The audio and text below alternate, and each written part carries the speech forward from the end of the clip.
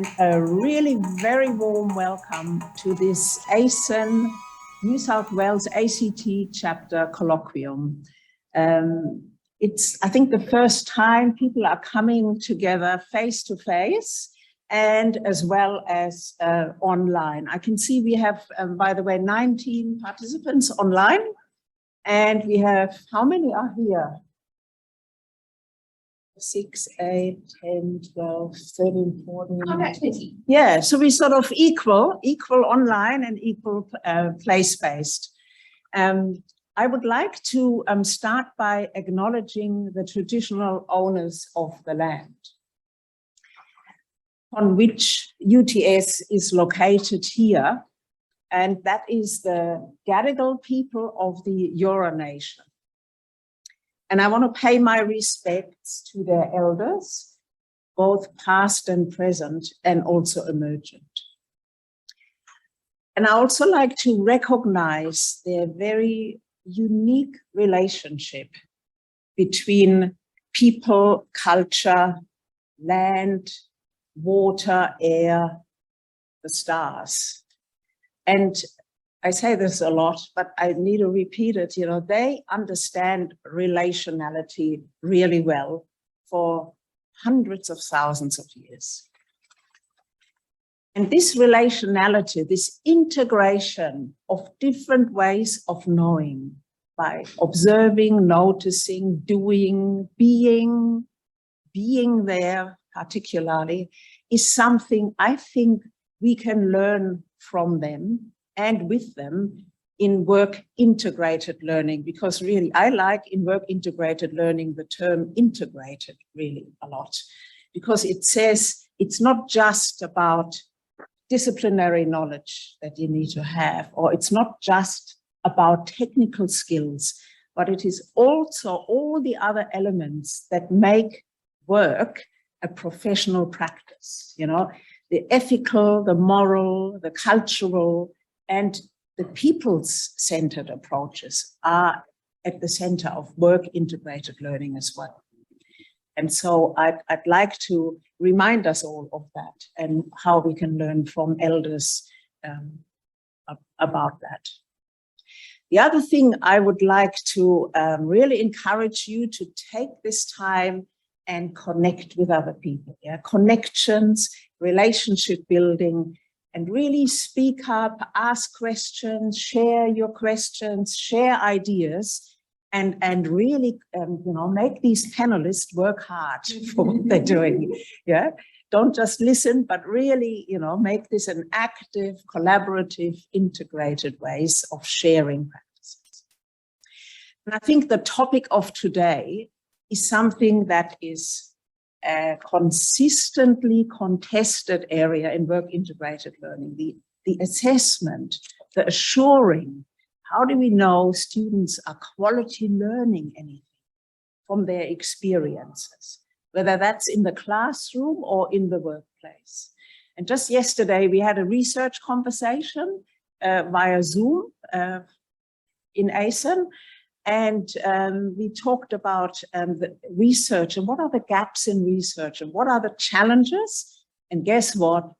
Assessment was one of them. And that will stay with us. So it's really a great topic that this chapter has put on for us, and really look forward to engaging and debating and learning from each other about assessment practices. So now I'm very pleased to hand over to Bonnie to, you know, do this hybrid event. Thank you. Thank you so much, Francisca. So Francisca is our past president of ACEN, and we appreciate your support so much, Francisca. Thanks for that very warm welcome. Hello, everybody in the room. Hello to everybody online. My name is Dr. Bonnie Dean. I'm from the University of Wollongong, but I'm also the chair of ACEN New South Wales ACT State Chapter.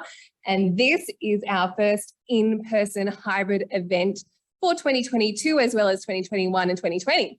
So the last time we got together was in 2019. So it's just so wonderful that we'll be able to get together just as these state chapters, as well as open it up to everybody else across Australia who is joining us online today. We have two main sessions as part of this colloquium focusing on assessment. The first session is our panel discussion, and we have wonderful guests who I'll introduce to you just in a moment. The second session is going to be a roundtable discussion. In the room here, we'll have questions at our table that we will discuss. We may even mix you up a little bit. And online, we'll be putting you into breakout rooms during that time as well. And we'll have a discussion around these questions in relation to assessment. I'll just start with some housekeeping. So for those of you who are here in the room, hopefully the temperature is okay. It was a little bit warm before, but we've put it down, so hopefully that is okay. The bathrooms are just out to your left. And where is the exit? If we're to go exit, we go out to the left and down the elevator, and the stairs are there as well. So just letting you know that's where we're going to go. For those of you online, if you're not a panelist, I'll get you to put your videos off and mute yourselves as well.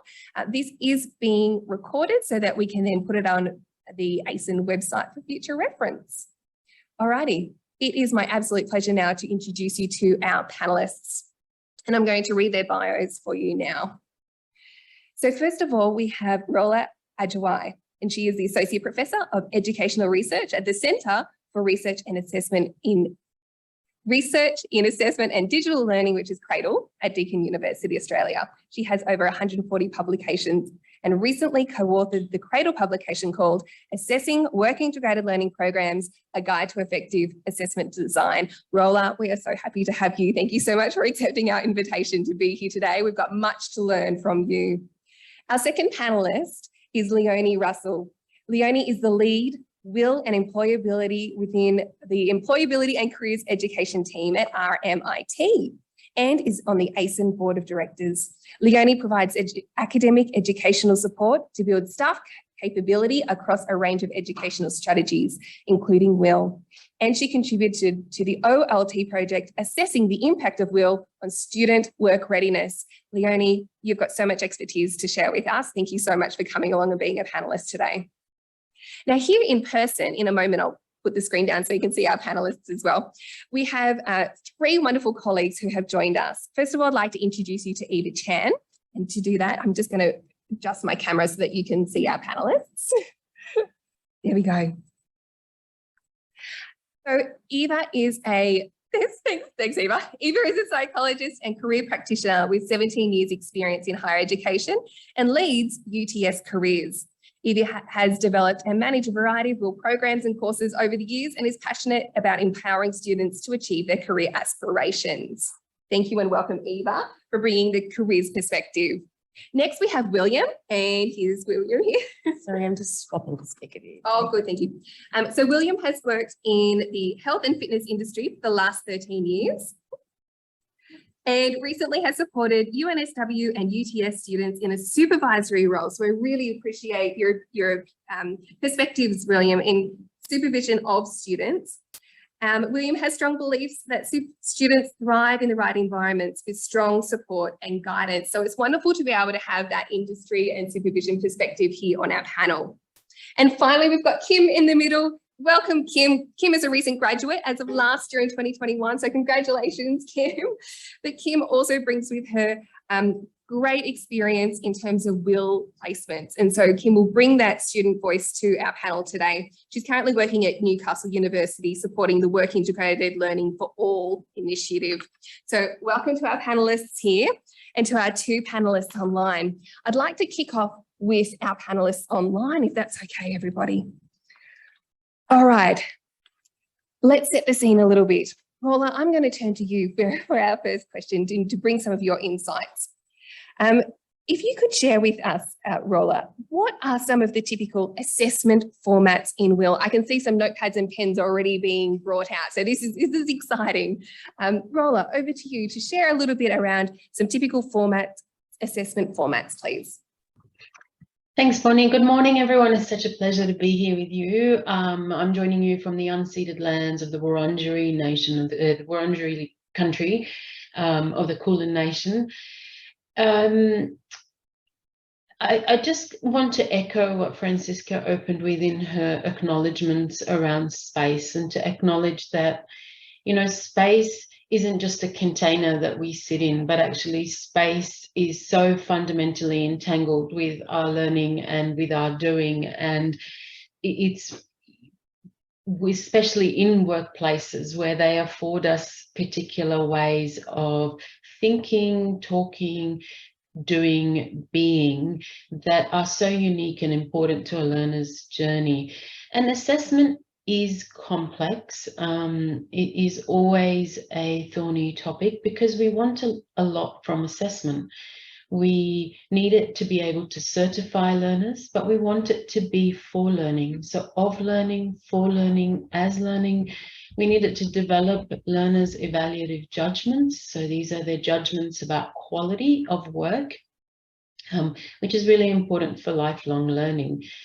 But beyond that, assessment puts students back into that student position, which kind of contrasts a bit perhaps when they're on WIL placement to that worker independent person position that they adopt. And so by its very nature, it kind of juxtaposes a bit what we want them to be able to do in WIL. But in saying that, it offers a lot of opportunities as well.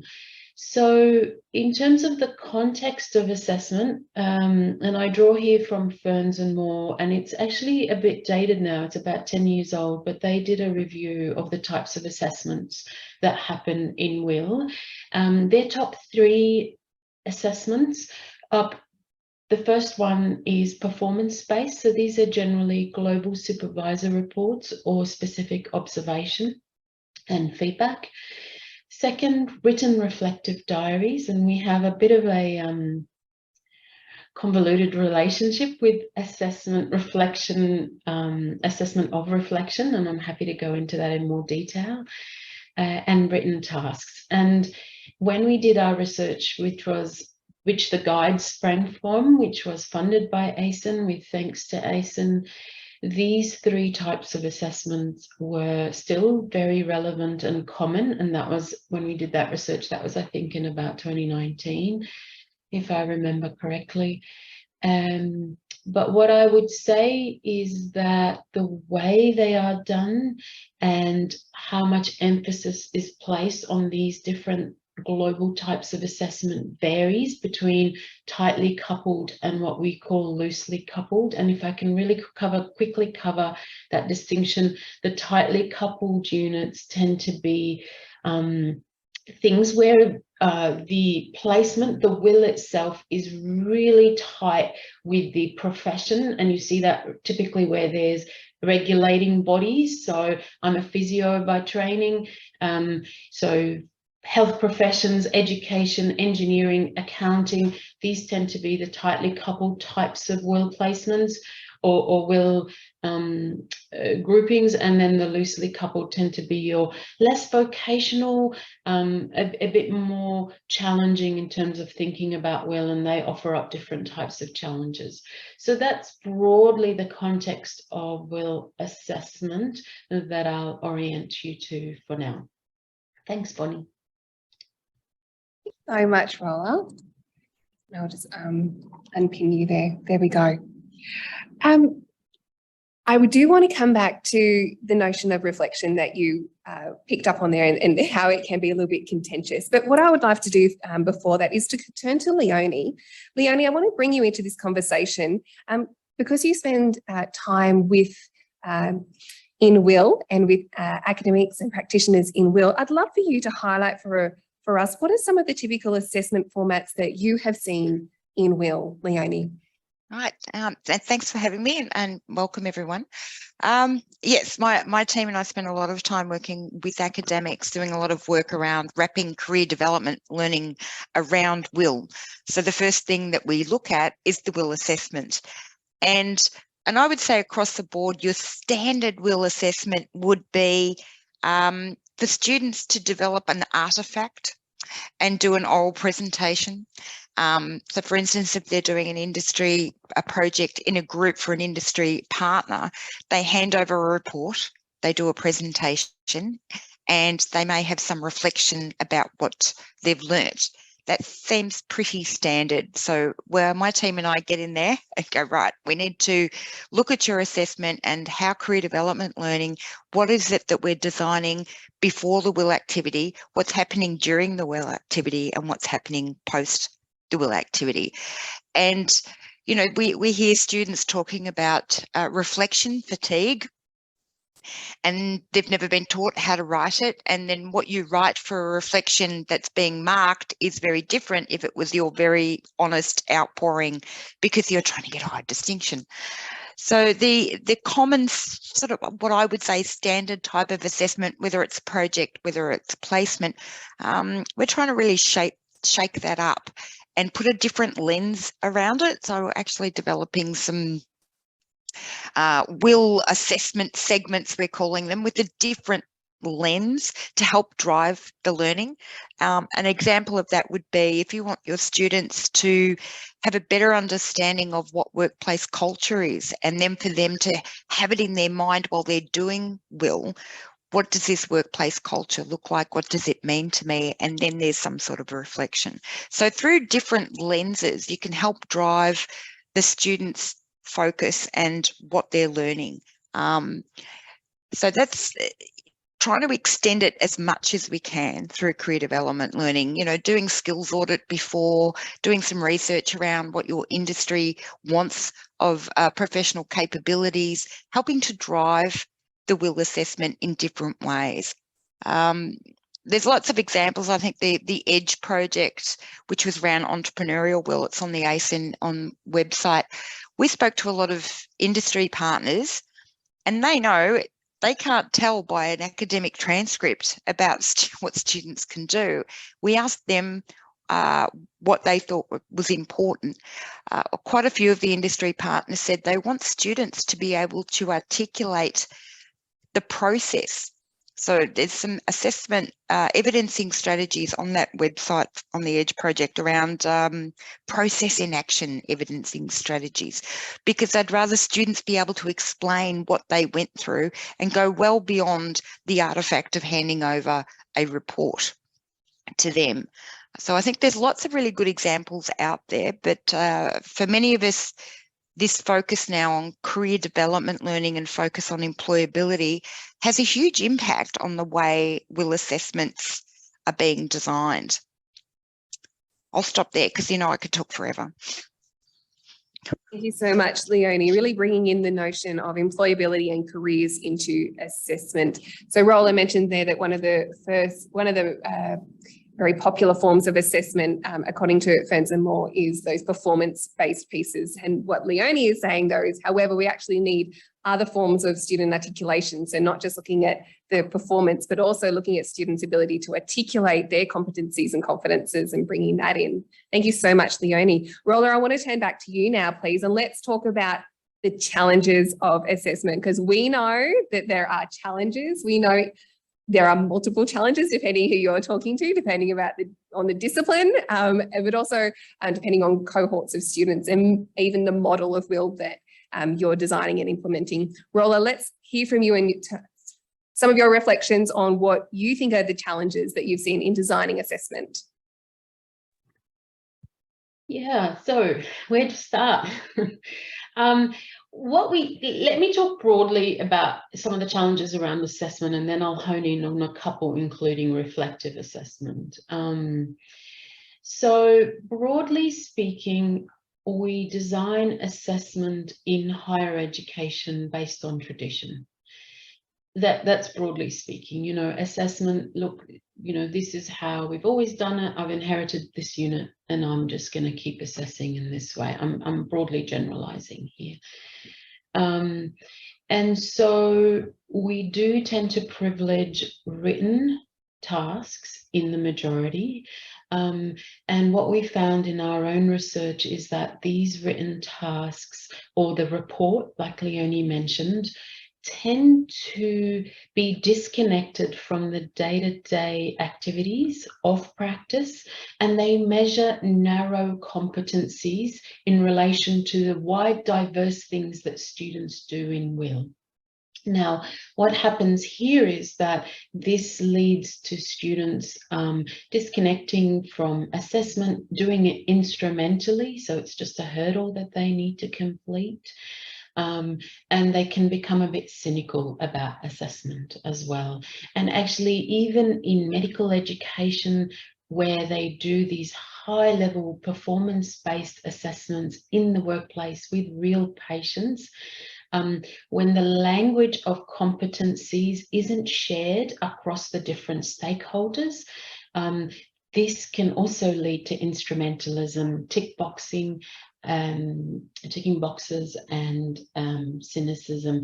Now, that's medical education, but bringing it back to most other spaces, one of the challenges broadly is how we develop shared understandings of quality and standards across the different stakeholders. So one of the challenges of WIL is that we have industry perspectives, we have student hopes, desires, dreams about their future and what they want to inject themselves into that process of becoming and being able to talk about themselves in relation to what who they want to be. And then the third is the university. Now, traditionally, universities have unilaterally designed assessment and standards and learning outcomes, and we spend a lot of time doing that work around moderation and blueprinting and constructive alignment based on the teachers and the university perspective. But actually, if you don't get engagement from all your different stakeholders, and if there isn't a shared understanding of quality and that alignment needs to be constructed by the students themselves, you get a rupture in authenticity or a breakdown in authenticity.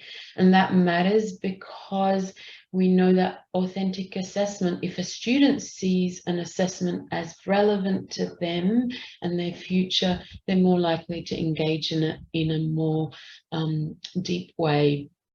So I think the other thing about assessment, of course, is that it does need to capture a wide range of competencies, and as we mentioned already, across a diverse range of practices. And so the issue of design is quite intricate. If I can go to reflective assessment really quickly, there's a couple of what Jonathan Tummins refers to as category mistakes when we do reflective assessment. And the first one is that we assume that if a student can do reflective assessment, they can do the thing itself. But if you can, being able to reflect is separate to actually doing the practice, right? You can reflect on something well, but not do the thing well.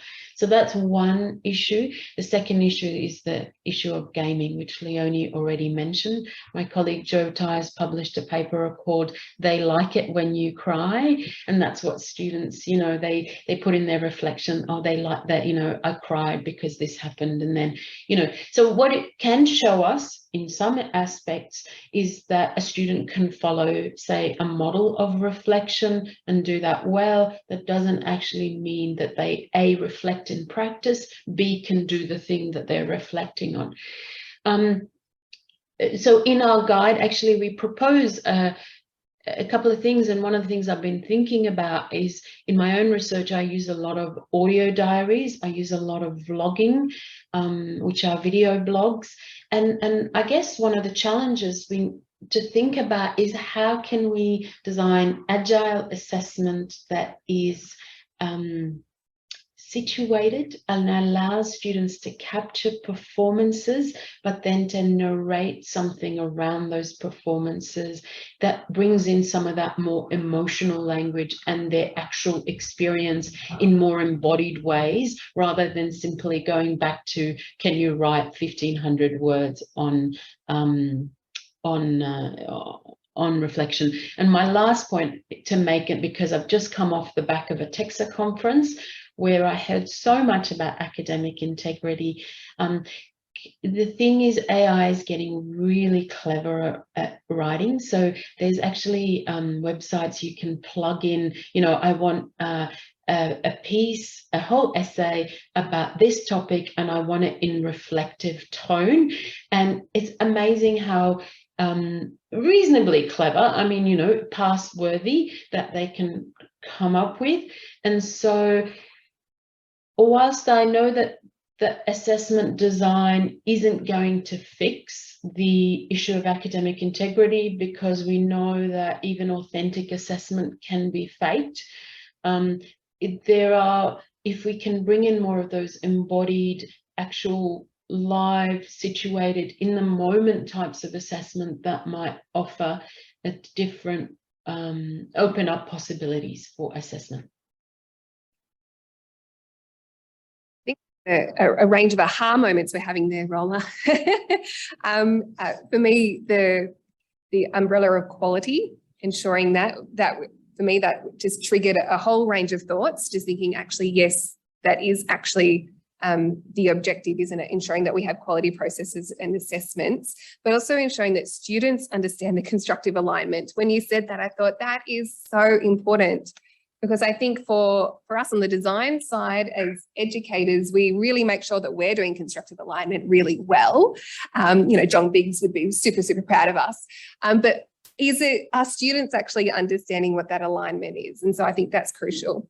And when you suggested the paper, I like it when they cry, there were a few of us just went, ooh, there is quite a lot of superficial reflection going on. Gaming, what a great phrase to describe that type of reflection, gaming. Thank you so much, Rolla. There was a range of thoughts there that I'd love to discuss with you all a bit later on. Leonie, I'm going to bring you in now, and I'd love for you to share some of your insights or even examples of some of the challenges that you've seen, experienced around assessing WIL. Yeah.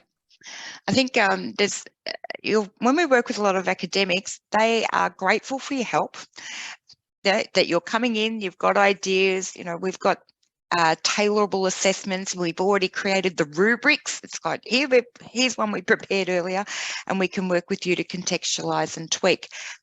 So I think right across the board, academics are really grateful to get some assistance in designing really authentic and meaningful WIL assessments. The other key challenge with that, though, which is a reality for everyone, is workload. Everyone's experience, every student's experience of WIL is different. This is not standardized, easy marking. This takes a lot of time. So you want your students, before they even go into a WIL activity, to have an understanding about what learning in a workplace is, because they know how to learn in class, because we've been doing it for a long time. But translating that into learning through work integrated learning is a challenge. I think, you know, Rolla's absolutely right about the reflection stuff, and lots of good examples of getting students to do videos, to do posters, to talk it through instead of worrying about writing perfect sentences that they could have got through a contract cheating. You know, there's always been, and I know, a black market in reflective journals, which is a pretty horrible thing to know, but that's what happens. So I think some of the key challenges for the academic, they're not pushing back, they are mindful of how much marking and the different ways in which they have to do that. I've seen plenty of examples where we have students doing a bit of peer review. So an example is around students who, this is pre-WIL, where they go off and do some research around what are the 3 key professional capabilities or skills that this particular industry want. They go off and do that. They come back together. They present to each other about those skills, and then think about what does that mean for them. Then they do their WIL activity, whether it's placement, whether it's project, whatever that is. But then in their mind, throughout that journey, they are mindful of those skills. And what are they seeing in that profession, and what does it mean to them? And again, how are they, we try to use the reflection in a different way so that it's more authentic. You get students to respond to selection criteria, or you get them to respond to an interview question about, and using the STAR approach. So their reflection is not just a written piece which is descriptive of what they did and well beyond the, oh, and I liked doing this and I didn't like doing that, to really stretching it. So your part of their assessment is going to help them if they've already written a response to a selection criteria, makes it more meaningful. So that's why we're trying to get more assessments to be authentic and useful, because as Rolla said, if it's meaningful for the student, they will be more honest and engage in that process. But I think, yeah, everyone can sit around and write a huge list of challenges in designing something that's authentic and reliable and valid, like any type of assessment. We could go on and on. Thank you for bringing in the different perspectives Leonie, around the challenges. That's fantastic that you're able to do that. Look, I'll stay with you, Leonie, if that's okay.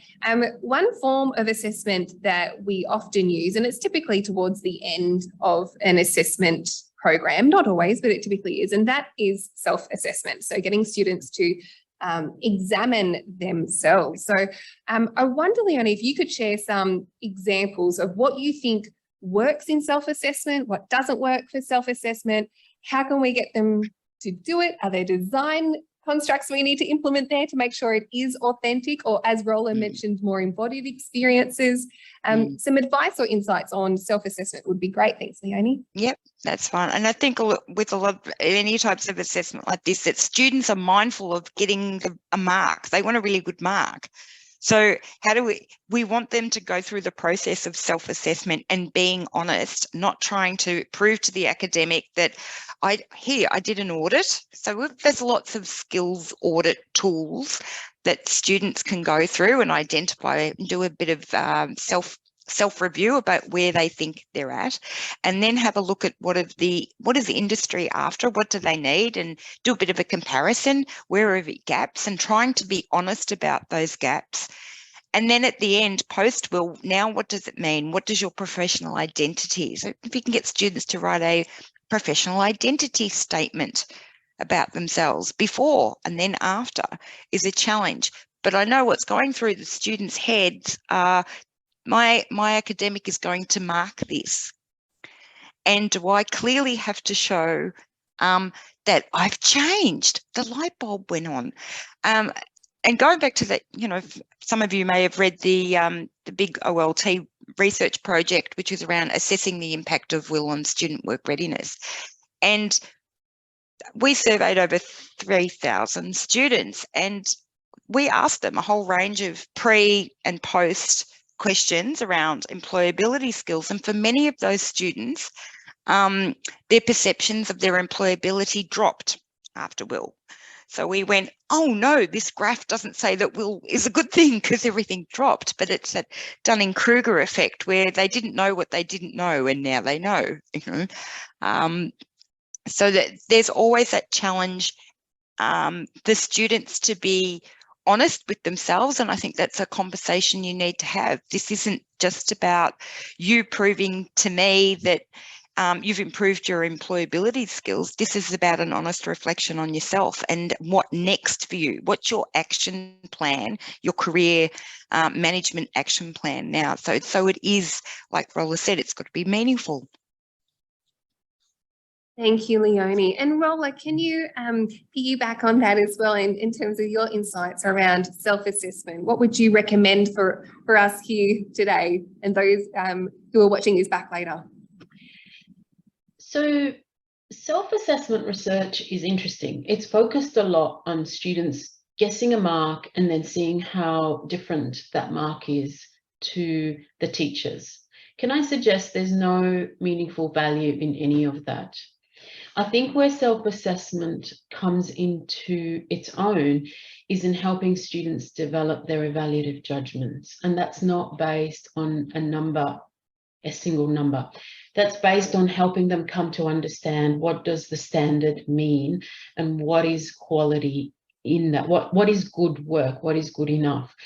So what I would suggest around self-assessment is actually getting students to evaluate their own performance in relation to the learning outcomes, or the standards, as I call them, the learning outcomes or the competencies that you've set, including perhaps their own generated goals.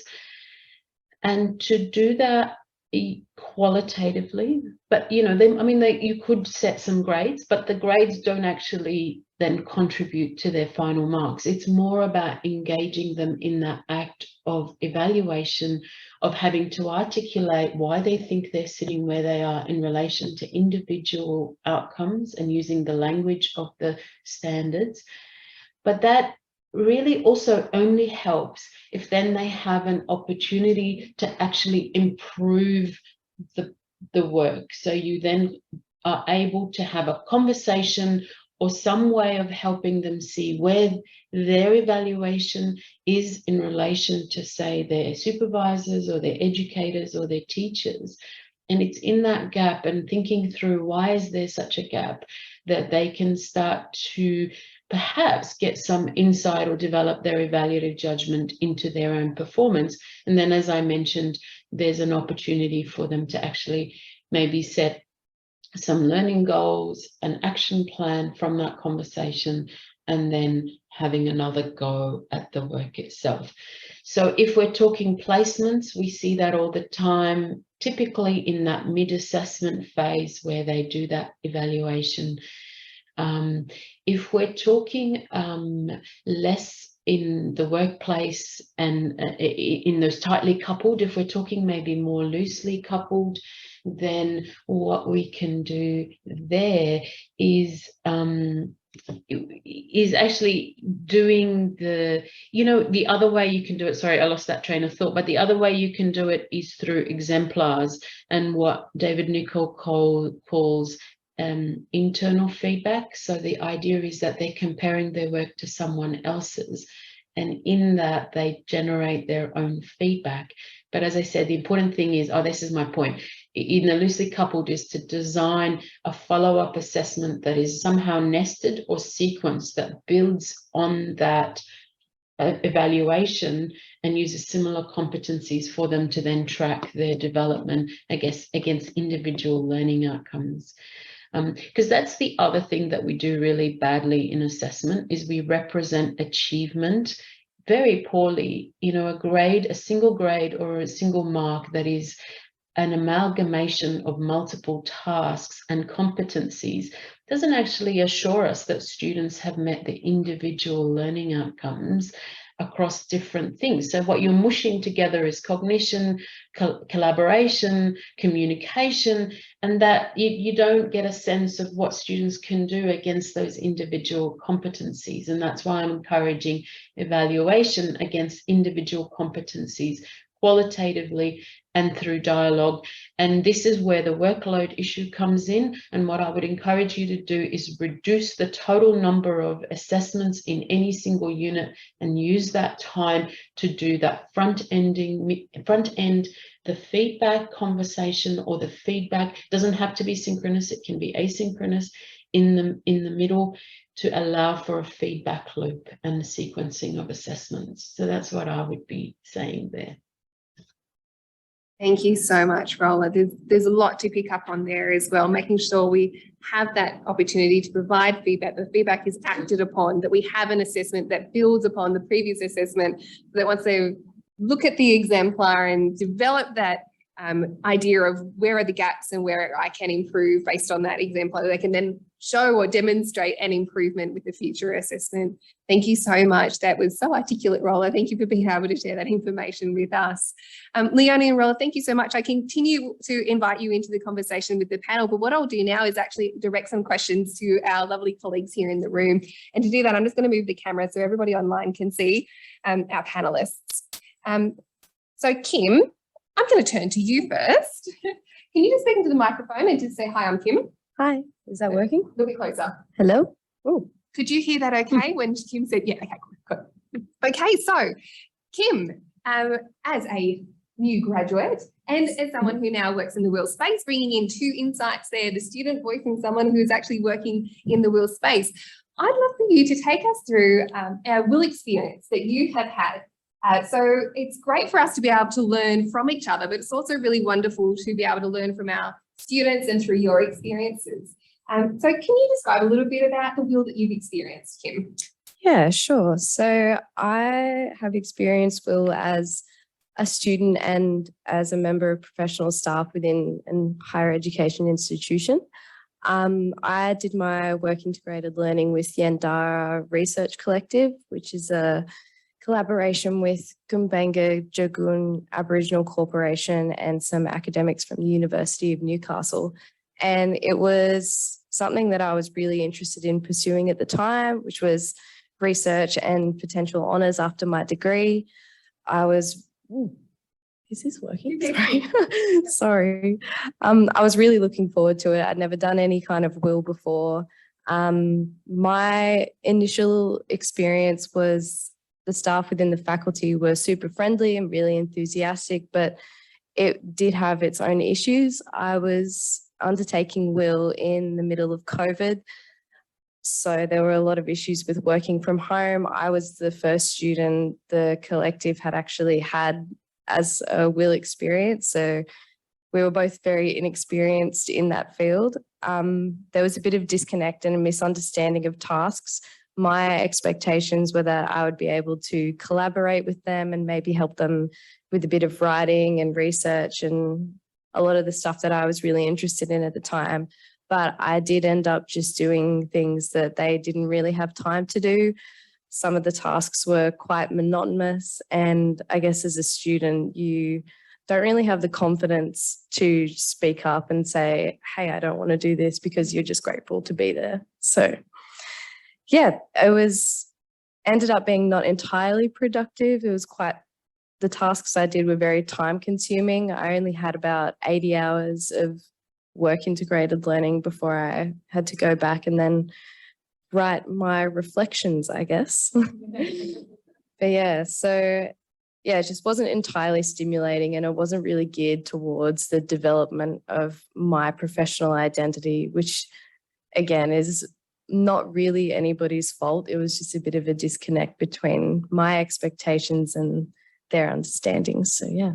So Kim, what can we do better? What did we not do well? Oh. Well, I guess I personally think that like Rolla was saying, there's far too many assessment tasks in will. And I also think something that the University of Newcastle does really well is we don't have grades associated with our will assessment tasks, because I think is actually quite beneficial, because you can't really grade somebody's personal experience, and especially when somebody had an experience like me that wasn't entirely productive, you can't, I guess, you can't really grade someone's personal experience. And then when you have multiple reflective tasks, like I had the whole CV job application mock at the start. I also had a reflective journal and then a presentation at the end that built on that reflective journal. And because my experience wasn't entirely productive, I just felt like I was constantly dwelling on things that didn't happen and things that didn't go my way. And it wasn't very constructive for me to be constantly saying this was bad. So yeah, I just generally think that something that was discussed in the Cradle paper was the learning plan. I think that would be awesome, because it gives students a chance to develop their own understandings and their own goals and expectations, but then also at the start of a will experience, meet with their supervisor. They can then create or modify that learning plan based on what the supervisor is able to provide them with. And then, yeah, of course, meet again, revise, have feedback. And I just generally think that kind of developing the learning plan, negotiating with the supervisor, builds employability skills of their own without also having to add further stress to students. And like will is already a pretty huge experience. I just don't really think you need huge amounts of assessments, and especially assessments that are weighted, because everybody gets out of it what they want. Yeah. Yeah, absolutely. There's actually a lot of synergies there between Rolla and Leonie, what you were saying in regards to assessment, and Kim's direct experience. Kim, you mentioned the first assessment that you did was around a career development. What was that first assessment that you just mentioned? My first assessment was a CV and like a mock job application. So we just had to write a cover letter and email it to our prospective will hosts. And that was before your placement? Yes. And did you find that beneficial? My situation's a bit funny. I guess I had what you would call a loosely coupled will experience. So I already had a relationship with my will hosts before I started will there. So we already agreed to, oh yeah, we'll have you and you can come and don't worry about doing that. So I just did a really quick cover letter, but as a generalization, I don't think it was beneficial, no. Yeah, no, and it goes back to individual circumstances as well. But this is a great place that I'd like to bring Eva into the conversation. So Eva is from careers, and we heard Leonie talk a little bit about bringing career development learning into assessment. But Eva, I'd love to hear from your perspectives now. Hearing that Kim has had this assessment around careers, and it's set up to do something really beneficial. Granted that each individual is different, but what do you see as important around bringing that career development into a real assessment? Yes, I think thank you for Kim for sharing that experience. I have to acknowledge we hear a lot of that, especially how difficult it is during COVID. It's difficult enough to go into a real experience. Consider you only have like 40 hours, for example, to get to know a workplace. For a lot of students, it's a brand new experience for them to act as a professional, and that is very difficult. In terms of bringing career development learning into will, I think the good thing that we've seen there is actually having it scaffold throughout the will experience. Having to do the resume and application, it's very important at the beginning. I hope there was a chance that Kim, you were to revisit those documents and update it at the end as well. And that kind of the scaffolding is extremely important in any of the career development learning when we think about a will experience. Yeah, wonderful. And while we're with you, Eva, I'd also love for you to reflect on what are some of the other assessments that we might typically see in a will experience, a project, a placement or something similar, that brings those career development learnings into the experiential learning? Yes, I guess one of the things that we can, when we think about career development learning, it's when you look at reflection, it is always good to try and bring in that career development learning framework right from the beginning. So some type of assessments that I've seen before, it's students are actually introduce a career development learning framework right at the beginning when they were looking and searching for their will experience. They were involved in terms of reflecting on where they are right at the beginning. Then when they set goals, it is really tailored to the individual. And then they get to revisit it during their will placement. And then they revisited it again at the end of it. And that is a good way in terms of the scaffolding and the embedding. Yeah, that makes a lot of sense. Kim, just coming back to you for a moment then. So if you were to have enhanced scaffolding of career development learning throughout your experience, so during as well as after, do you think that would have provided extra opportunity for you to contemplate your employability and think about what you wanted to do next in terms of career? Yeah, of course. I think even though I didn't really have a entirely productive will experience, I didn't really let it sway where I wanted to go and where I wanted to take my career. I was still really passionate because I knew it was just a matter of circumstance. But yeah, I do think something that is a bit more scaffolded and maybe more targeted towards actually just helping students like build those skills of resume writing, negotiating with their employer, doing all that kind of stuff. I think it is really important and I think it would be really beneficial. But it is just a matter of making sure that students know that this isn't going to affect their grade in the long run if their resume isn't the best to start off with. It's important for them to know that it is essentially just for the development of their skills and not enhancing their grade, which is why I think the pass, non-pass is really, really helpful for students because it just takes that pressure off. So just Kim's talking about decoupling the grade then, decoupling the grade from the learning and the development of skills and the evaluative judgment, which is really beneficial. Thank you, Kim. I'm going to turn to William now. William, just to start with, I'd love just a bit of a big picture overview. So you've supervised some students. Can you tell us a little bit about that experience? Yeah, thank you. So I've done a couple of different placements, done telehealth through UTS, currently on a placement at Alexandria Park Community School.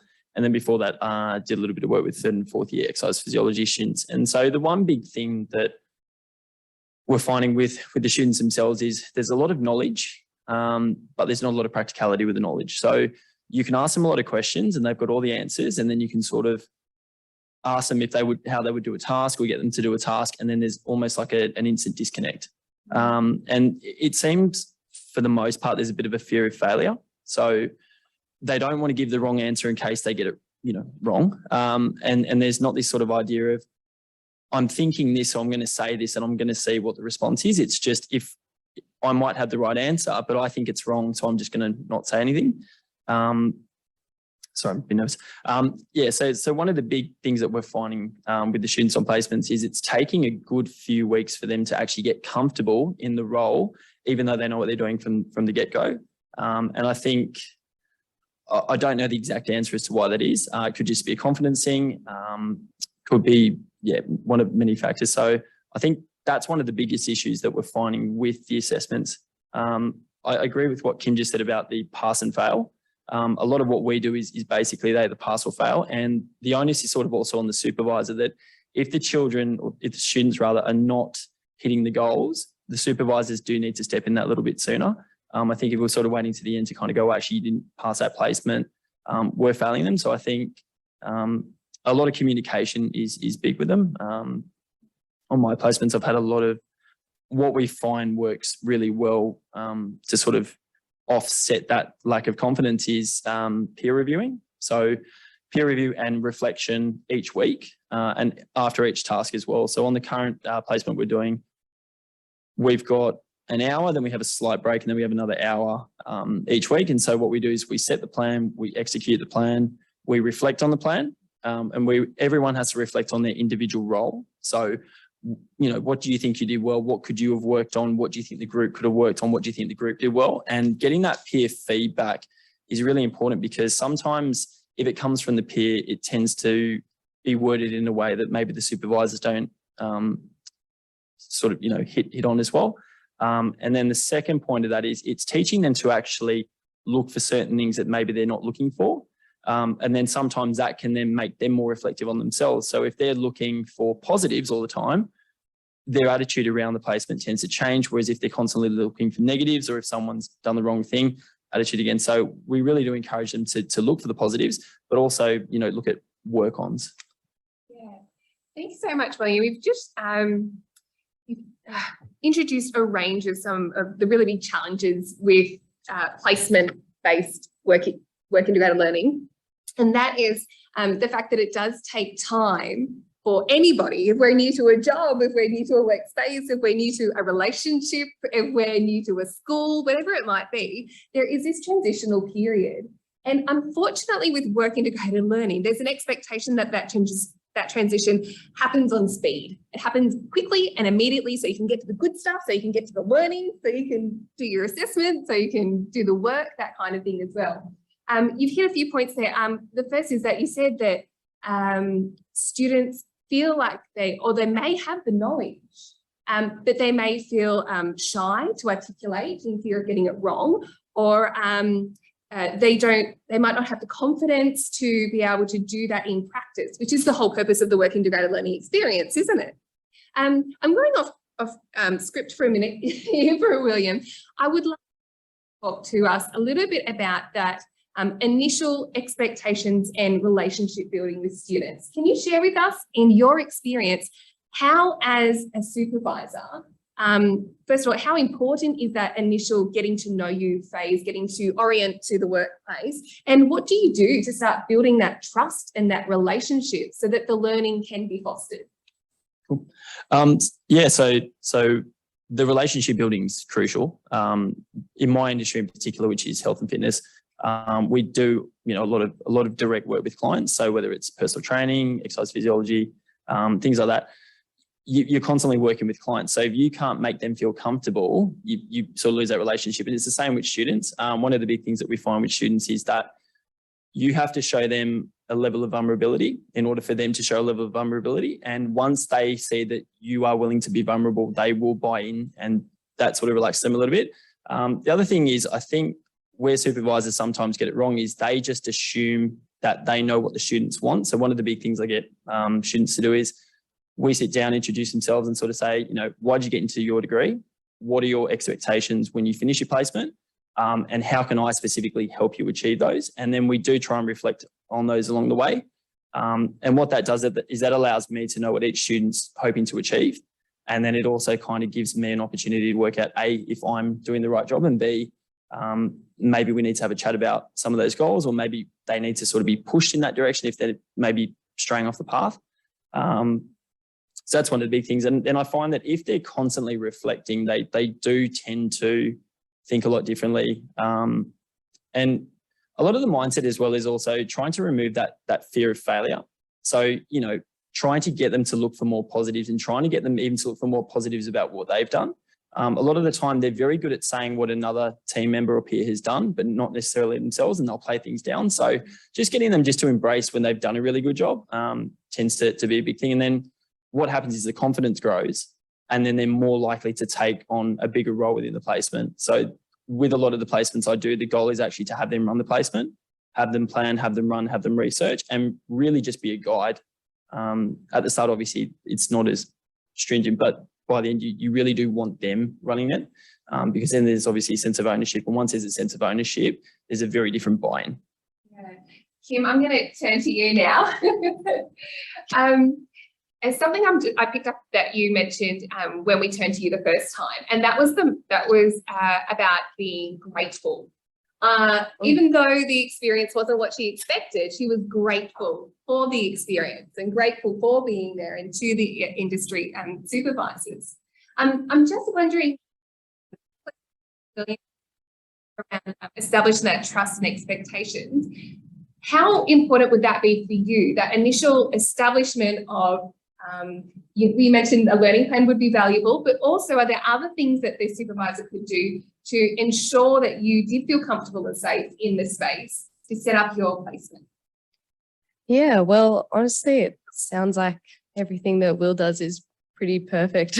But yeah, the learning plan for sure, establishing trust, I guess, is hard and would be very specific to the types of fields that you're working in. I mean, I was working in a faculty setting of a higher education institution, and there was not really many people around because it was COVID, and it was a pretty tricky time. But yeah, I think definitely just bringing it down to a more casual level, and yeah, being vulnerable and open with students and saying like, hey, I'm learning here as much as you are, and definitely setting out a goal, like a plan, getting expectations from the student in the start, the middle, and at the end is that kind of ongoing reflection where it's more verbal, I think is definitely more beneficial than writing a 1,500 word journal at the end. Yeah, so, yeah. Absolutely. Leonie, as you've been listening, just wondering if you could offer your reflections on anything that you've heard from William or Eva or Kim. Yeah, no, it's been very exciting listening to this. I was thinking very much about the pre, what does CDL look like pre-will? And yes, I think there's lots of examples where students do need to do a CV, but not always, and a resume, that's not always a useful CDL. Sometimes it is pre-will. There's lots of other things which is predominantly around knowing about yourself. Knowing about yourself and knowing about your industry is sometimes really good. I think Kim, yeah, what a shame. Every student's been through something like that. It's pretty horrible. And what that tells us very much is the pre-will is very, very important. Managing expectations, doing a learning plan is a fantastic idea. Even pre-will activity, what happens in your subjects well before this is how are we building up our students' confidence in their negotiation skills to be able to feel like that they can speak up and can negotiate. Or do they go to their academic supervisor and say, I want you to help me negotiate or look at my learning plan and help negotiate with the workplace supervisor because you may be intimidated, you are grateful, you don't want to lose this opportunity, but this is your learning. I know will placements aren't just about experiencing the world of work, it's about learning against learning outcomes. And I think we need to have a greater sense of supporting our students in designing that learning. Sometimes students don't know what they don't know what they don't know. They may not know what they want.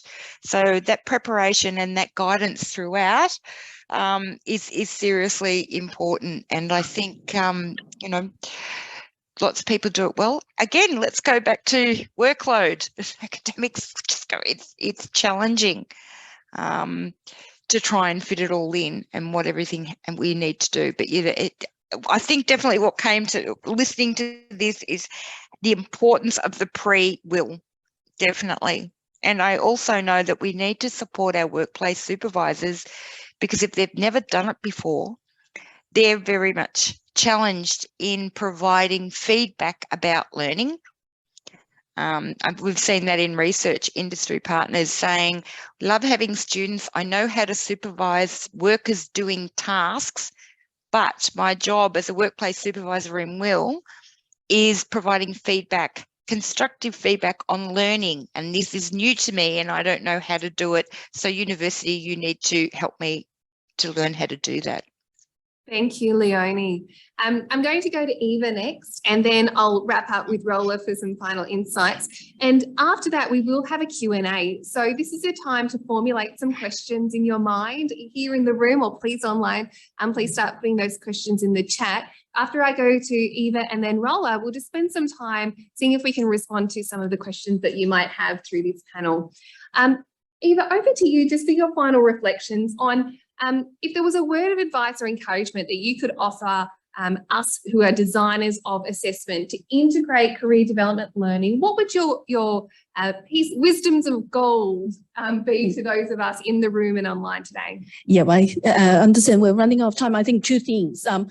First thing, we need to think about career development learning in terms of giving us a framework for the reflection. I think we are all here, we know that students are finding it quite difficult to reflect. They're good to report back on what they've experienced. Sometimes they can tell you what skills they've learned, but really it's that taking it to the next level. What does it mean to their career? It's the hardest thing. So as an example, UTS, we are really big on design thinking. So we, in terms of the career development framework, we use career and design thinking. I guess other university, they might use the DOTS model. Whatever framework it is, it doesn't really matter. It really focuses on having students understanding where they are now, what they want to develop, how would they do it, and then putting it into action and then understanding themselves a little bit more and go through that cycle. So career development learning, it's here to offer a framework for the reflection. We can take students beyond just simply writing about what did I learn, what did I do, what am I good at, what are the challenges, but really taking it to the next level. We talked about articulation gap already, students finding it difficult to reflect on their experience, what skills have they learned, so I'm not going to go through that too much. But I guess the last piece of advice is when we talk about WIL and the reflection and assessing of WIL, we're really sometimes only focusing on that one WIL experience. So students have gone out to do a placement, they might have done a work project within their university. We talk about reflecting on that one experience itself, but what career development learning can offer, it's helping students not just to zoom into one experience, but zooming out again in terms of, okay, they might have done multiple WIL experience as part of their degree program. They have done casual part-time work, they've done volunteering, there are other things that they've learned, there are skills that they've picked up. what does it all mean? So the career development framework actually can help students to zoom out, think about where am I at now? What are the bits and pieces that I've done while I'm at university? What does that mean? And how do I present that in the future when I go to a networking event and when they ask me, so what did you do in your degree? And we don't want students to say, not much. Yeah. So the career development framework is really there to help them to present themselves and do that storytelling. That's very important. So again, this is why it is important that we scaffold. You need to talk about career development learning right at the beginning before we send the student to do their real activity. You need to help them to reflect and support them if there are challenges during the experience. If it is that they find it difficult to communicate, so it could be one of the learning goals on their contract. They learn about professional communication in the work experience. So we support them along the way, and then you support them at the end as well to zoom out and look at what does it mean overall? How am I going to talk about it as a whole? So looking at it in a holistic approach. Thank you so much, Eva. There's so many points of wisdom there. Thank you very much for sharing that with us. Rolla, oh, I look really large on this screen, don't I? There we go. Rolla, let's go to you for a final wrap up and insight. After you were listening to the panel and our experiences across careers, student perspectives and industry perspectives, how does that align with some of the principles and pedagogies that you know are great for assessment? Or perhaps does it sit uncomfortably? What do you think? It's a really good question, Bonnie. And actually, but that was what I was kind of thinking through. I've made some points. I mean, I've heard lots of really good things, and if we go back right to the beginning of experiential learning, right early in the 90s, they were talking about for any experience you have to have a brief. You have to, the brief, the during, and the post-brief. Debrief. Sorry. Yeah. So, I think preparing students for their entry in, and I know in the health professions, there's transition programs that help them to think about what learning in the workplace might look like, because when students are proactive and they look like us and they behave like us, and that's not necessarily a good thing, then their educators open up. They are gatekeepers to learning, and they open up learning opportunities. But we do have a problem about what engagement looks like. It looks like people asking questions and talking, whereas we don't pay enough respect to people who just sit and listen but are still engaged in their own way. But I would totally support the debrief as well. It's so important to bring students back and help them to unpack their learning experiences and maybe make some connections back into the curriculum, especially around professionalism. We know that's really important. The learning plans are really key, Kim, and they can be really valuable. Where we see that they fall apart is that they're set at the beginning of the unit, and then they're either ignored for the rest of the placement or revisited right at the end when it's too late. If your placement doesn't pan out the way you expect it to, then you need to be able to modify, revise the learning plan, redo, and that has to happen regularly, not just in the middle and at the end, I would say even. But I think it's always a big ask to ask students to be the ones who are negotiating on their own. Even if we give them skills, that doesn't necessarily always overcome the power differentials and the cultures that we create.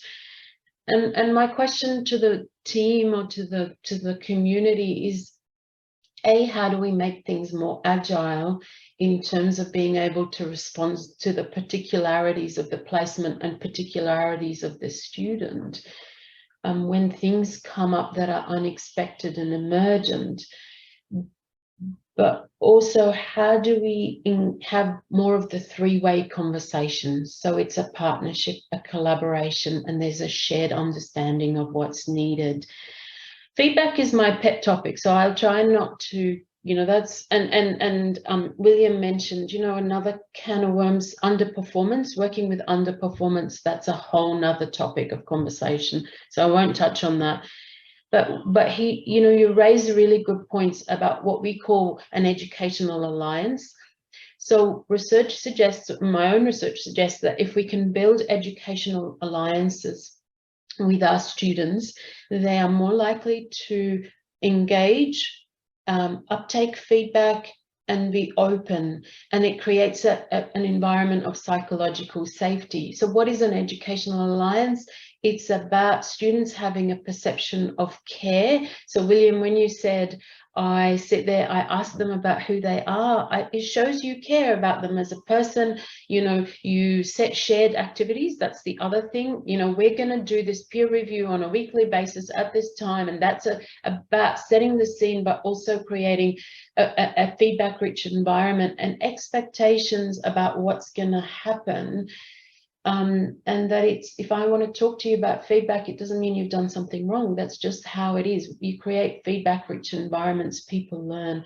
And the third thing is about shared goals. So those three things: shared goals, shared activities, and a perception of a bond, that you care for them, that you're invested in their learning, and that you see them as a person, they matter. Those three things, if that's strong and there's perceptions of that, it creates a strong educational alliance, and therefore better feedback conversations.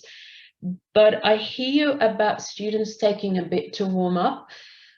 I wonder that whether there's a COVID effect interplaying there as well as obviously all the other power dynamics and the marking and the and we're seeing, and this is totally anecdotal now, that maybe there's a bit more anxiety, and maybe there's a bit more fear. And so going back out into placements in the workplace, I wonder whether that's accentuated in terms of them not wanting to speak up. And then finally, my final point, I think, is around evaluation. It's finding out, listen to your students. You know, if they're saying there's a problem with the assessment, that it's focused on the written, it measures narrow competencies, is dissociated from the practices and the disciplinary practices. And I think that I'm slightly uncomfortable about the careers language. It's just, if it gets dissociated from the discipline and the profession, it becomes problematic, and we shouldn't pander to the work. You know, we're not generating workers, and I understand that's why we use careers and employability as opposed to employment, but really be careful about how those are fundamentally integrated into the knowledge practices, and that students can understand how they fit in, and that these, that we are listening and asking our students for their experiences in order to evaluate how well our assessments are working, because students make actually really sophisticated, nuanced judgments about the credibility of the individuals involved and about the assessment design itself. One thing we didn't talk about today is equity, and I think how we be more inclusive. We're doing some work at the moment with students with disabilities who have much lower employment rates. So that's, watch this space. But partnership, how do we build those collaborations? So that's my challenge to the community: agility and three-way conversations. How do we do that? So they're my insights. Thank you so much, Rolla. I appreciate you being able to sort of wrap up and being able to interpret some of our experiences with your own expertise. What I'd love to do now is see if there's any questions from the room. I'll see if there's one question from the room. Would you mind seeing, Lisa, if there's just one question online, and I'll turn to you just for one question. In the room now, is there one question, a burning question that anybody has or would like to propose to the panel? Beata.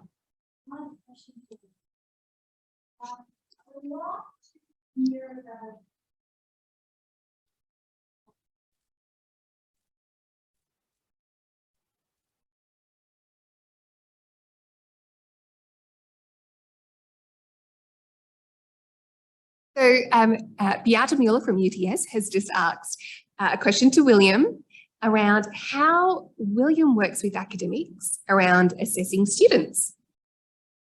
Yeah, great, cool.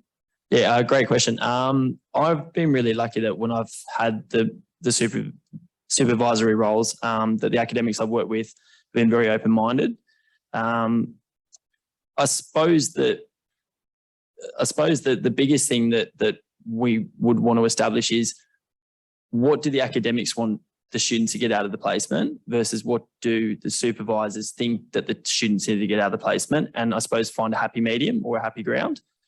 Because I think supervisors are always going to have, we're going to have the workplace perspective of, we think these are the skills they need to take away, versus the universities and the academics are going to say they also need to take these skills away. And so it's just, I suppose, finding a way to try and marry the two, that everybody's happy with the outcome, because obviously there will be certain elements that probably won't transpire. Thank you very much. That makes a lot of sense. And a question from online?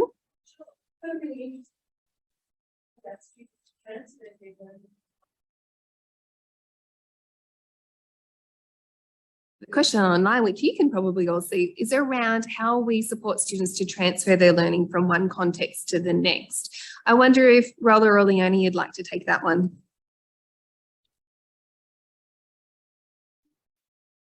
Yes, transferable skills. There we go. And I think part of it's been addressed in different ways. And what Kim has said is about students understanding what they already come with and all of the experiences that they've already had. So, sometimes will a bit of a skills audit or a sense check of where they are and acknowledging what they already come with. And around the conversations, how are these skills transferable into different contexts? Like I brought up before, and I think it was somewhere in the chat, around learning how to learn. How do you learn in the classroom, and having that conversation? And how are you then going to take this transferable skill of how you learn and your learning preferences, as opposed to maybe people call learning styles? I hear lots of language people would prefer to talk about learning preferences. How do you take that into a different context? And I think these are conversations that are really important to have with students, because the fact that we're doing Will is just a vehicle through which students are learning, developing competence and being able to articulate that. Now, we all know students could achieve these many learning outcomes the old-fashioned way of lectures, tutes, journal articles, and different types of assessment, but we're putting them into a situation where Will is the vehicle and the space through which they are learning. We need to have and prepare students and have the conversation with students around how they learn in different contexts, because this is a transferable skill. That's one key conversation. Thank you very much, Leonie. What I might do now, because we're right on 11:15, a little bit after, I'd love for us now to, first of all, thank the panel before we take a short comfort break, to Rolla and Leonie, who have joined us from Melbourne today. A huge thank you to you for bringing your expertise and insights. We appreciate that you've been able to join us online and the flexibility of this hybrid session. So I really wanted to say thank you to Rolla and Leonie, and also like to just show my appreciation for the perspectives here in person in the room, for Eva bringing that knowledge of careers and what that looks like into the Will space, for Kim being so authentic and honest in sharing some experiences that weren't so ideal, but allowing us to learn through your experiences. We appreciate that, Kim. And finally to William, we thank you so much for showing us a standard of what it looks like to have the relational supervision. So we really appreciate that that is happening in your practice, and that's something that we can also model. So I appreciate your panel members today. All right, what we'll do now is take a short comfort break until 11:30. Those of you online, you're welcome to stay on the link. Just turn your videos off and turn your mute off, and then at 11:30 we'll bring you back. Those of you who are in the room, you're welcome to stand up and move around, and we'll be back for some roundtable discussions at 11:30. Bye everybody, I'll see you soon. Thanks everyone, bye.